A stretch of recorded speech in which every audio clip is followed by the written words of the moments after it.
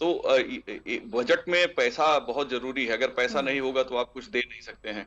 और जो एडिशनल रोजगार है वो इंडस्ट्री से आएगा। मैन्युफैक्चरिंग अगर भारत में बढ़ेगी, जिसकी बात प्रधानमंत्री मोदी कर रहे हैं, उन्होंने कई स्टेप्स में ये बात कही, जैसे मेक इन इंडिया की बात उन्होंने की। फिर जब मेक इन इंडिया वो अभियान शुरू होता है, ऐसा तो होता नहीं कि हुँ, रातों रात सारी फैक्ट्रियां लग जाएं। अगर लंबे समय से कहीं कोई अच्छा, इस देश में खास बात ये है आस्था जी, हुँ, आप देखिए कि इस देश में इंडस्ट्री बंद कराने का बहुत लंबा इतिहास रहा है। कानपुर हो, मुंबई हो, कोलकाता हो, सोशलिस्टों और कम्युनिस्टों ने अपनी श्रमिक यूनियन बनाकर सब बंद करा दी।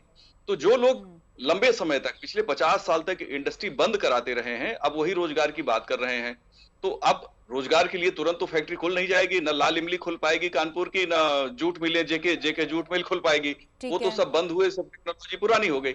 अब हुँ, नए अब डिफेंस कॉरिडोर सरकार बना रही है, मेक इन इंडिया की बात कर रही है, मैन्युफैक्चर इन इंडिया की बात कर रही है। तो हुँ, जाहिर है इसमें थोड़ा वक्त लगता है, और कर रहे हैं रोजगार की जहां तक बात, कई नए एवेन्यूज आए हैं। हुँ, अब आप देखिए, स्टार्टअप से लोग अच्छा पैसा बना रहे हैं, तमाम यूथ जो अच्छा काम करना चाहते हैं वो कर रहे हैं। हुँ, लेकिन सरकारी नौकरियों के लिए जहां तक बात है, आप देखिए 60,000 पुलिस की भर्ती के लिए 48 लाख लोग आवेदन करते हैं। तो आखिर सबको इतनी ललक है कि हम सरकारी नौकरी करें और उसके बाद हमारा जीवन आसान हो जाएगा। तो ये इससे अलग हटके लोगों को सोचने के लिए तैयार करना पड़ेगा हमारे यूथ को, कि सबको सरकारी नौकरी नहीं दी जा सकती। उत्तर ठीक है। प्रदेश में पुलिस की ढाई ढाई लाख पद हैं। अब 2.5 लाख से ज्यादा आप कितना भर देंगे? और तमाम सरकारी विभागों में बहुत से पद तो उनकी उपयोगिता ही खत्म हो गई। पंखा हिलाने वाला था, फर्राज था, तमाम जगह ऐसी थी जिनकी अब जरूरत ही नहीं है। टाइपिस्ट पुराने जमाने में होते थे, अब कंप्यूटर आ गया, चीजें ऑनलाइन फाइल हो गई।